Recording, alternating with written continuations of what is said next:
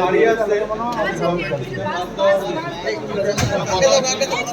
দিদি আপনার অত্যন্ত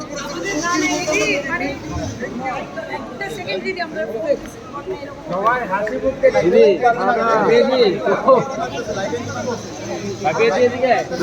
একটু সাইড দেন না, একটু কাজ করতে দেন না প্লিজ।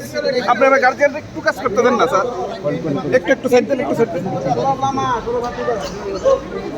এখানে আমাদের আজকে পার্টির দুজন সাধারণ সম্পাদক সম্পাদিকা আছে, অনেক রক্ষিত এবং আমাদের হেলথ সেক্রেটারি আছে, পিএটিসি চেয়ারম্যান আছেন, আমাদের ট্রান্সপোর্ট কমিশনার আছেন এবং মাননীয় মুখ্যমন্ত্রী, যিনি আমাদের রাজ্যের যারা মণিপুরে যারা পড়াশোনা করেন মেডিকেল কলেজ, এগ্রিকালচার কলেজ, যারা আটকে ছিলেন মণিপুরের এই যে ঘটনাগুলি যে তারা তো জানতেন না কেউ, এটা দুদিনের মধ্যে হয়েছে।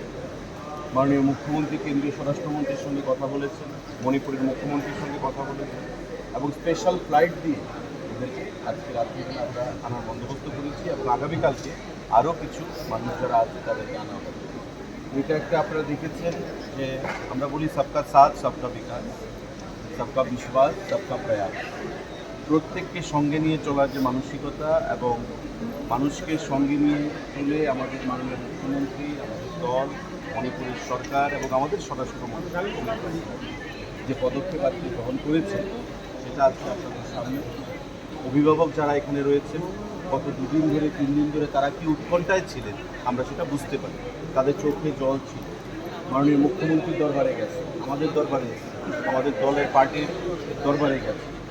মাননীয় মুখ্যমন্ত্রী বলিষ্ঠ পদক্ষেপ গ্রহণ করেছেন এবং ওনার অক্লান্ত পরিশ্রমে আজকে আমাদের ছাত্রছাত্রীরা যারা আগামী দিনে ডক্টর হবে, রাজ্যের গর্ব হিসেবে বিবেচিত